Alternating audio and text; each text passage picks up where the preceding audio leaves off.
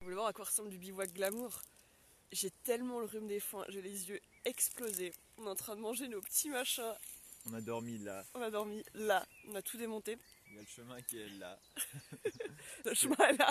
On a retrouvé la bonne humeur, mais regardez sur quoi on va tomber. Genre, allez, ça fait 20 minutes qu'on marche. Et là, il y a le spot de bivouac idéal avec le petit banc, à l'abri des regards, parce que pas sur le chemin. Je vous montre la vue qu'on aurait dû avoir. Enfin, qu'on aurait pu avoir. Mais bon, après, c'est ça, c'est le game du bivouac, hein, donc voilà, c'est...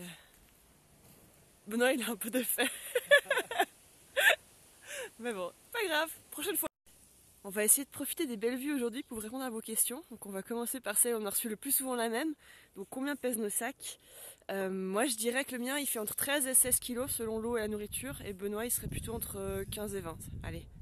Alors à la question de pourquoi les ordis, en fait comme on a des sites web à gérer pour des clients plus les nôtres, on est obligé d'avoir au moins un ordi. Et quitte à faire, on se dit à chaque fois que s'il fait mauvais temps tout d'un coup, qu'on fait des pauses de 2-3 jours, on peut bosser à deux avec deux ordis.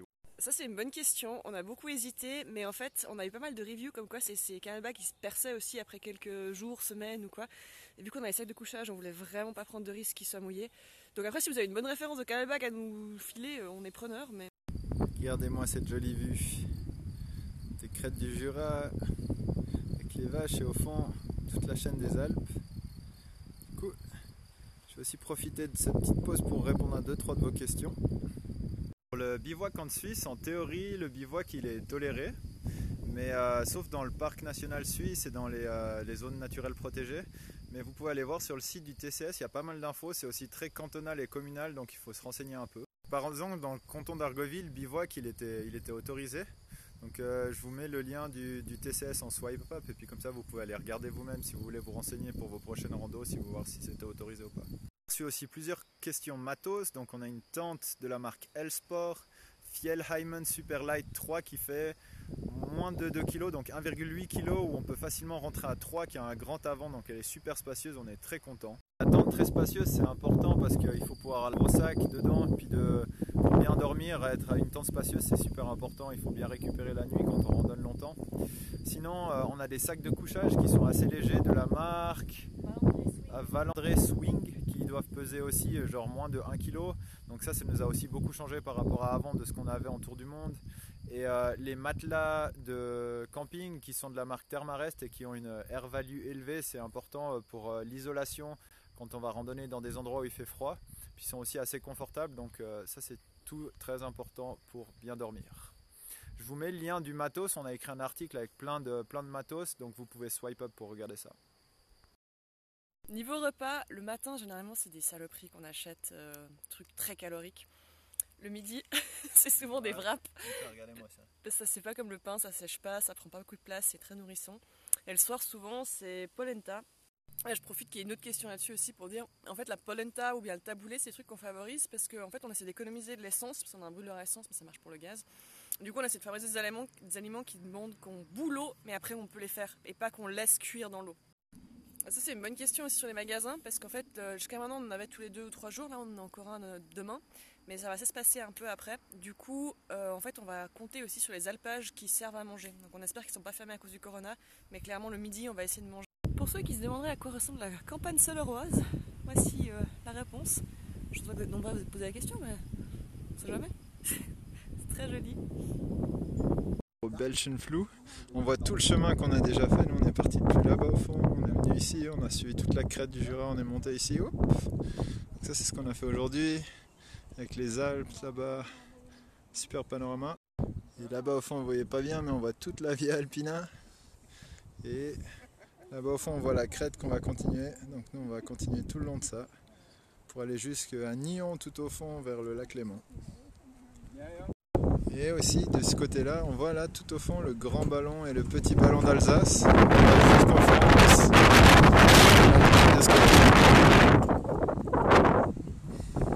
Après 2 nuits en bivouac, on s'est octroyé un petit chai d'alpage qui fait restaurant.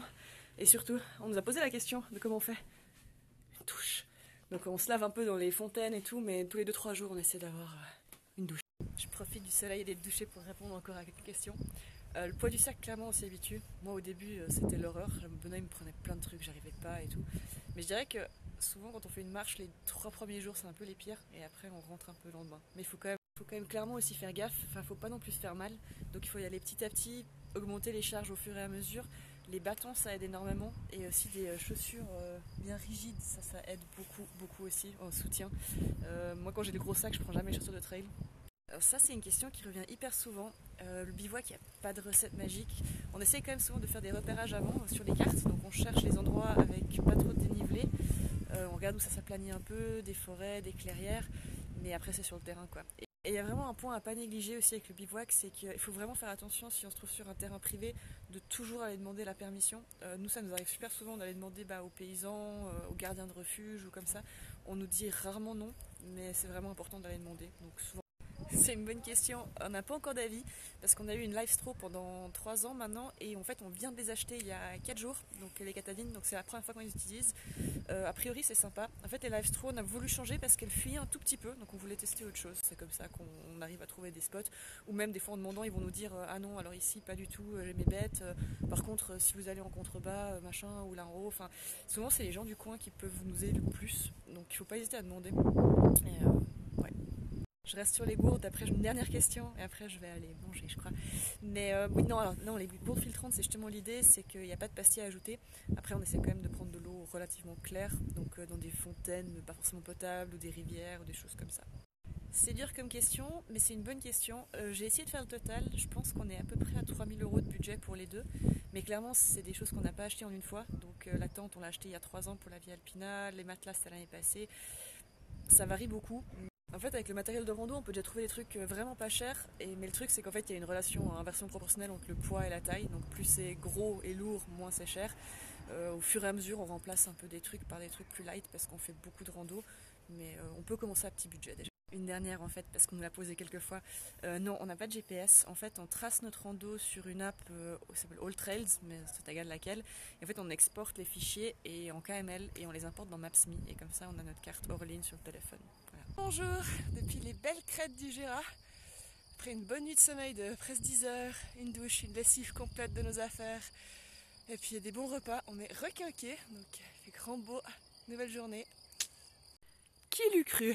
Pas nous en tout cas. En fait, il y a pas mal de ruines de châteaux aussi sur les crêtes du Jura, enfin le long des crêtes du Jura. Alors c'est pas tout à fait la vallée de la Dordogne non plus, mais c'est très joli. Il y a des vaches juste à côté, des fermes qui sont construites en dessous. On vient d'arriver à un point de vue où on voit déjà bien le programme de aujourd'hui en fait encore. On va descendre là dans le trou, faire des courses et remonter sur la crête et probablement essayer de bivouaquer quelque part par là-haut. Puis après, continue tout droit. Hein. Après une bonne grimpette, on est arrivé au resto Schwengimat où on pensait boire quelque chose. Mais Corona oblige, c'est fermé. Mais quand même, un grand merci à eux parce qu'ils ont mis un frigo en libre service. Et, attention, ça c'est encore plus incroyable, ils ont mis, l'eau elle est pas potable, donc ils ont dit c'est pour le chien. Mais par contre, ils ont rempli des bouteilles exprès d'eau potable qu'on peut utiliser avec des désinfectants partout et tout. Hyper cool quoi. Là on a un joli point de vue sur ce qu'on a fait. En fait on voit bien la crête par laquelle on est arrivé. Puis là on voit pas, mais en fait quand on a fait la story avant on était là-haut. Après on est descendu jusqu'à Balstal, fait des courses. Puis là on vient de remonter de ce côté. Panorama typique quand on longe la crête du Jura, il y a des dégagements des fois dans la forêt. Et on voit tout le plateau.